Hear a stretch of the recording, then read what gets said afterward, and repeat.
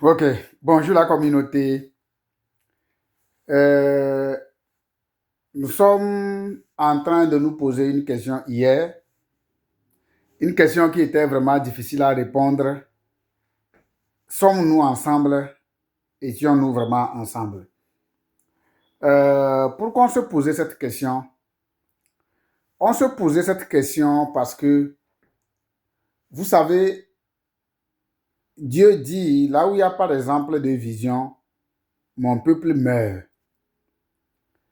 Alors, par ricochet, pourquoi par exemple, nous les Noirs francophones, on souffre autant? Les gens ne comprennent pas. Si on dit qu'on souffle, là, les gens ne comprennent pas. Je prends par exemple, tu es en train, tu es au Canada, tu as immigré au Canada, tu gagnes 40 000 $, tu gagnes 50 000 $, tu gagnes 80 000 $. Tu roules dans des autos qui te plaisent bien parce que toi, tu es bon. Mais au même moment, il y a des gens qui sont au Togo et qui sont en train de souffrir et qui sont en train de marcher, par exemple, dans les boues, qui sont en train de manger, qui ne mangent pas à leur faim, qui sont en train de boire de l'eau sale. Il y a des gens au Congo qui, par exemple, sont en train de pleurer. Il y a des gens en Côte d'Ivoire qui... Ça doit interpeller nous, les Africains. Surtout nous qui venons, par exemple, de la francophonie. Ça doit nous interpeller. Voilà un peu moi mon message.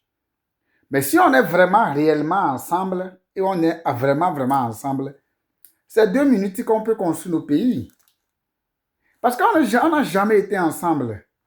Moi, je vois mal, on va dire que le Togo est autonome. Je vois mal que quand tu vas en Côte d'Ivoire, on dit qu'il y a des bonnes routes là-bas. Je vois mal quand tu vas, par exemple, au Sénégal. Moi-même, j'étais parti au Sénégal.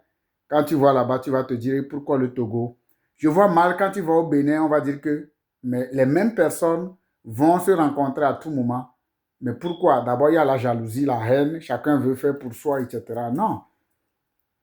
Moi, je pense que il est temps que les Africains cherchent à se solidifier, à s'unir, à être vraiment ensemble. Et le fait qu'on n'est pas ensemble, le noir ne veut pas voir son prochain réussir. Le noir ne veut pas voir son prochain être devant. Le noir, quand par exemple c'est les autres, le noir accepte d'aller enrichir Jeff Bezos, le noir accepte d'aller enrichir par exemple quelqu'un d'autre, mais le noir, c'est pourquoi la question vient de mon fond, au fond de mon cœur, est-ce qu'on est vraiment ensemble?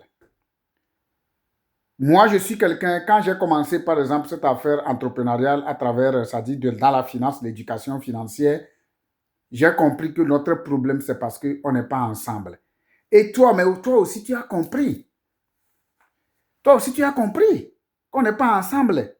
Je prends le cas, par exemple, aujourd'hui, j'ai un cabinet qui est en partenariat avec Gateway Financial, qui peuvent nous permettre, par exemple, de développer plus de 200 à 400 à 500 conseillers financiers qui vont faire par exemple 50 000 à 500 000 par année. Mais les gens se demandent qu'est-ce que moi je gagne. Mais les gens ne vont jamais se demander qu'est-ce que l'autre qui a créé Gateway, que nous sommes dedans, qu'est-ce qu'il gagne. Les gens ne vont jamais se demander qu'est-ce que Primerica gagne, qu'est-ce que WFG gagne, qu'est-ce qu'Industriel Alliance gagne, qu'est-ce que Desjardins gagne. Pourquoi nous les Noirs, on est très mauvais, on est très méchants. Voilà pourquoi nous aujourd'hui, on a décidé de faire les choses autrement.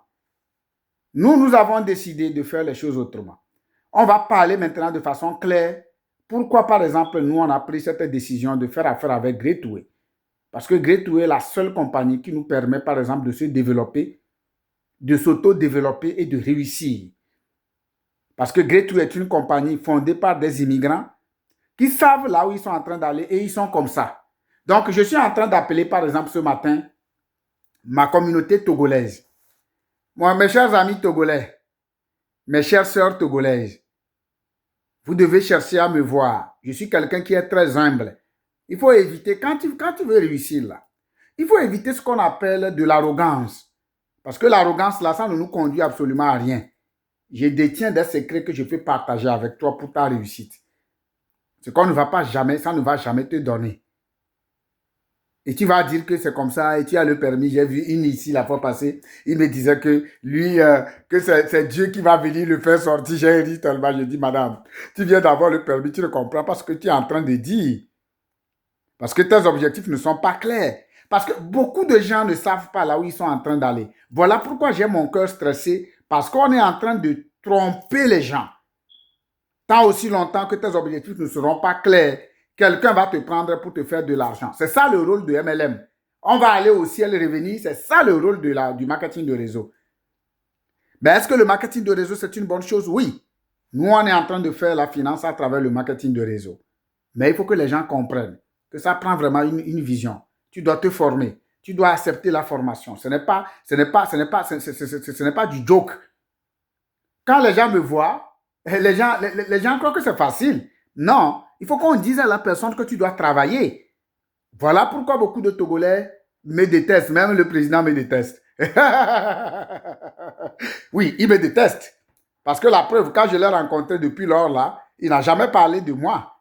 Il croit que moi, je vais venir chez lui pour lui dire pardon. Je m'en fous.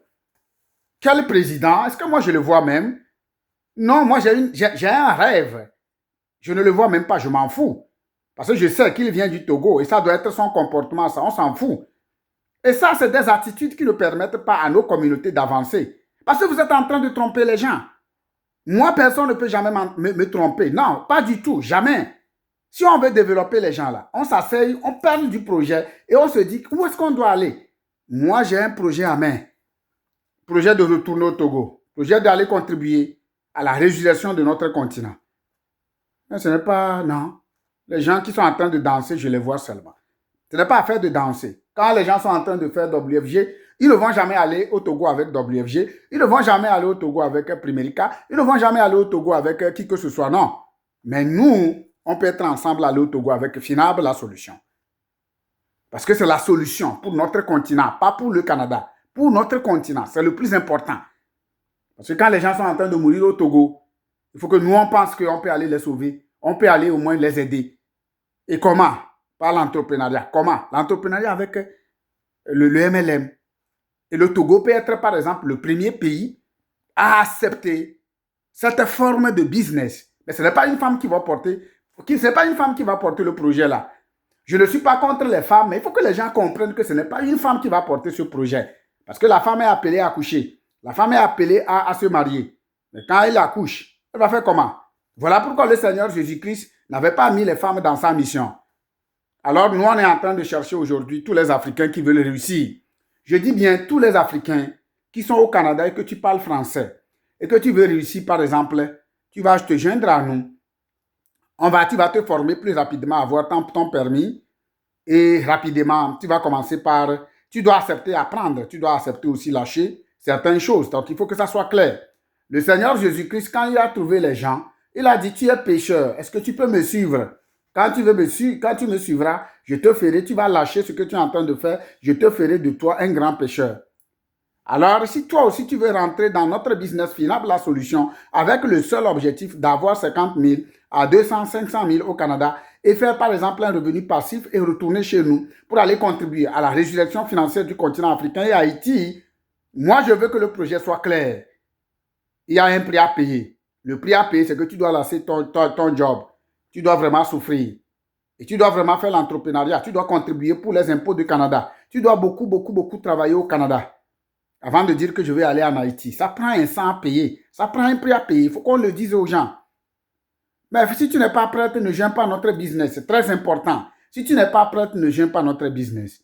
Si tu n'es pas prête, n'accompagne pas le Seigneur Jésus-Christ. Voilà pourquoi je ne suis pas d'accord avec les pasteurs. Parce qu'ils ne disent pas la vérité aux gens. Il faut que le message soit clair. Il y a un sacrifice à faire avant d'aller au ciel. Il y a vraiment un sacrifice à faire. Adorer Dieu, là, ce n'est pas facile. Il faut qu'on le dise aux gens, c'est très important. Dire à la personne que tu vas aller au ciel gratuitement, c'est faux. Moi, je dis c'est faux. La personne ne peut pas être pauvre et en train de souffrir et après, il prend l'argent chez les hommes, il prend l'argent chez les femmes, etc. Et vous croyez qu'il va aller au ciel, c'est faux, pasteur. Tu as menti. Alors, la guerre vient de commencer. Il faut que tout le monde soit prêt. Que les pasteurs soient prêts, que les présidents des organisations soient prêts. Parce que quand on va être nombreux là, nous allons prendre la tête de tout. C'est ça le projet. On ne va plus laisser les gens nous tromper, non. Soit tu rentres dans le projet, soit tu quittes. Alors que le Seigneur bénisse sa parole et que les gens comprennent que nous ne sommes pas là pour vraiment essayer de dire quoi que ce soit, mais nous sommes là pour parler en sorte que les gens comprennent que nous devons win. Nous les Africains, on souffre autant. Il n'y a personne qui a construit quelque chose ici. Voilà pourquoi nos frères, nos sœurs sont en train de souffrir aujourd'hui. Ils n'ont pas d'emploi. Ils dépensent, ils donnent des CV partout. On ne les prend pas. On ne les prend pas. Parce que nous, on n'a pas construit la base. Il est temps que nous, les Africains, on s'unisse pour construire quelque chose ici au Canada et ailleurs. Mon message est simple. Nous devons entreprendre, nous devons unis, nous devons être ensemble, nous devons s'unir, nous devons être ensemble, nous devons créer, nous devons vraiment bâtir, nous devons créer, nous devons créer. Mon message est simple. Mon message, c'est de la création. Parce qu'au commencement, Dieu créa. Alors, si tu es chrétien, que tu comprennes que si tu n'arrives pas à créer, tu n'es pas un bon chrétien. Un chrétien qui n'arrive pas vraiment à créer, c'est un chrétien de misère. Si tu es miséreux, parce que tu ne comprends rien, parce que tu ne veux pas apprendre, tu es miséreux. Un chrétien qui ne crée pas, c'est de n'importe quoi. Hein, il n'est rien. Que le message là rentre dans tes oreilles, que si tu n'arrives pas à créer, tu n'es rien. Tu vas mourir pauvre. Que le message là te tienne à cœur et tu m'appelles pour que toi et moi, je puisse t'expliquer. Merci beaucoup à toi et à bientôt.